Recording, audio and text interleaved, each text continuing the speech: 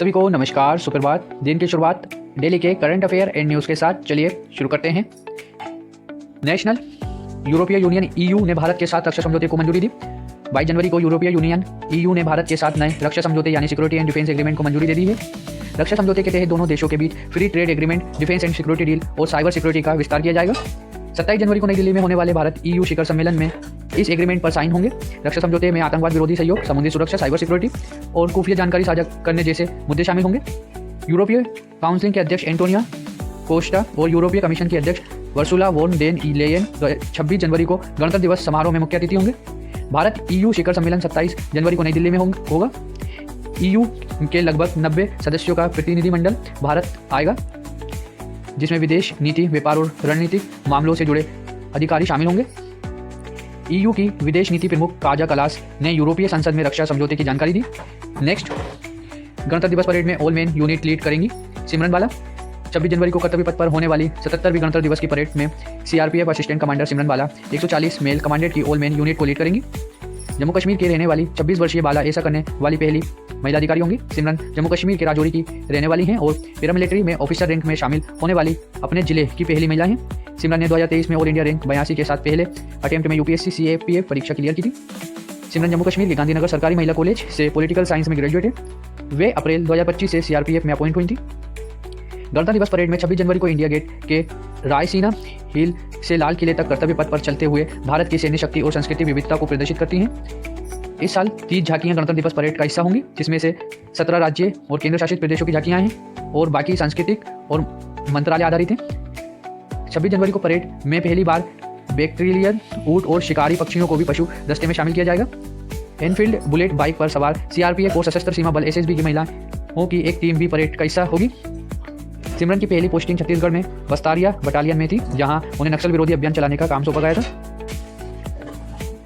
Next, Amelia वालवर्डे भारतीय महिला football team की सीनियर कोच बनी। 20 जनवरी को all India football federation AIFF ने सेंट्रल अमेरिकी देश कोस्टा रिका की अमेलिया वालवर्डे को इंडियन सीनियर महिला टीम का मुख्य कोच अपॉइंट करने की घोषणा की है। 39 वर्षीय वालवर्डे ने 2011 में कोचिंग करियर शुरू किया था।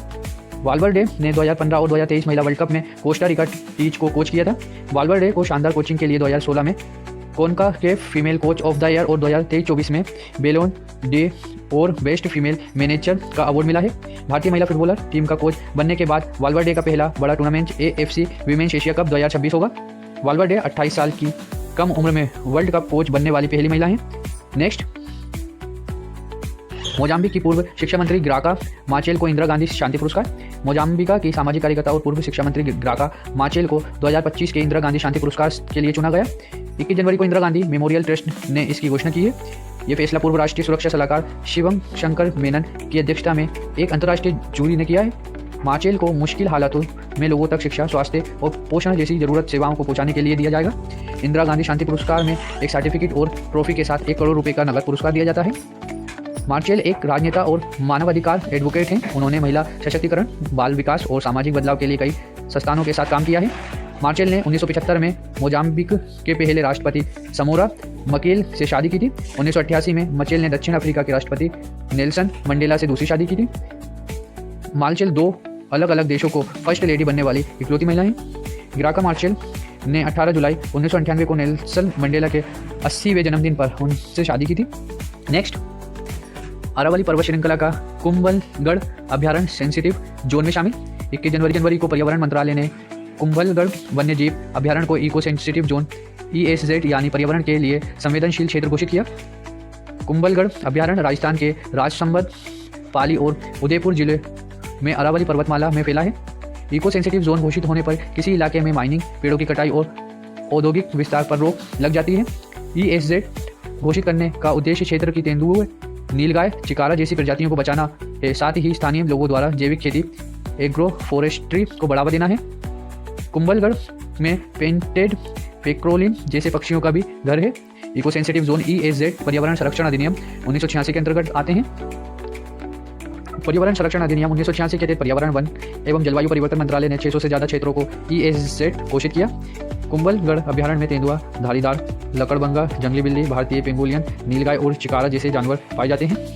नेक्स्ट, जोमेटो के पेरेंट कंपनी के CEO दीपेंद्र गोयल ने रिजाइन दिया। 21 जनवरी को जोमेटो के पेरेंट कंपनी इंटरनल के फाउंडर दीपिंदर गोयल ने ग्रुप सीईओ के पद से रिजाइन कर दिया है। गोयल की जगह अब ब्लिंकिट के सीईओ अलबिंदर डिंडसा इंटरनल के नए ग्रुप सीईओ होंगे। 2008 में महज 20 साल की उम्र में दीपिंदर ने पंकज चड्ढा के साथ फूडीबे की शुरुआत की थी, जिसे 2010 में जोमेटो नाम दिया। जोमेटो 2021 में अपना IPO लाया और भारत की सबसे हाई प्रोफाइल लिस्टिंग में एक बना। जोमेटो ने जून 2022 में ब्लिंकिट का अधिग्रहण किया और इसकी सर्विस क्वालिटी को बेहतर करने पर काम किया। भारत के अलावा जोमेटो की सर्विस साउथ अफ्रीका, कनाडा, सऊदी अरब और न्यूजीलैंड में भी है।